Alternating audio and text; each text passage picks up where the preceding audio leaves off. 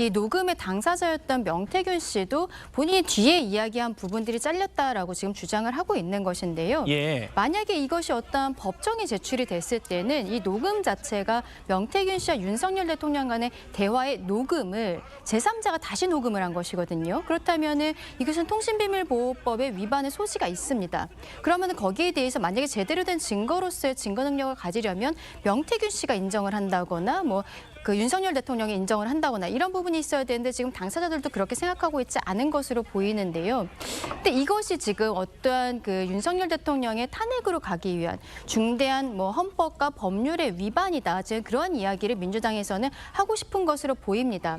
근데 이게 지금 말씀드린 것처럼 증거 능력이라든지 이런 것에 있어서는 좀 탄핵될 가능성이 높은데 민주당에서는 그럼에도 불구하고 지금 이 짧은 녹음을 가지고 국민적인 정서를 건드리고 있는 것이 아닌가 저는 그렇게 생각을 해요.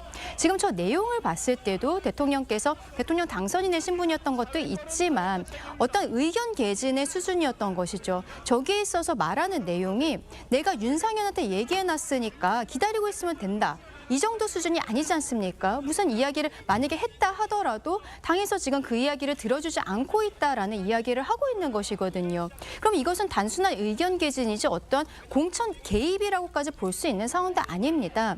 그런데 저 상황에 있어서 어쨌든 대통령의 육성이 녹음이 되어 있고 상대방이 명태균 씨이기 때문에 국민들께서는 저것을 받아들였을 때 어떤 법적인 것을 넘어서 아니 대통령께서 저런 사람과 교류를 하고 있었던 것이 사실이란 말이야? 이런 감정적인 좀 실망이랄까요? 이런 것들은 있을 수밖에 없는 것이거든요. 예. 결국 민주당이 이번 주 토요일부터 마른 김건희 규탄 대회라고 이야기하고 있습니다만 결과적으로는 탄핵을 가기 위해서 패딩 준비하라고 하고 있잖아요. 겨울 내내 하겠다는 것인데 예. 그 과정에 있어서 이런 식의 녹취는 계속적으로 나올 것으로 보이고 저는 어떠한 헌법과 법률에 위반되는 내용은 없을 것이라고 믿고 있습니다만 거기에 있어서 민주당은 어떤 감정적인 호소를 하면서 계속적으로 몰아칠 것으로 예상하고 있습니다. 알겠습니다.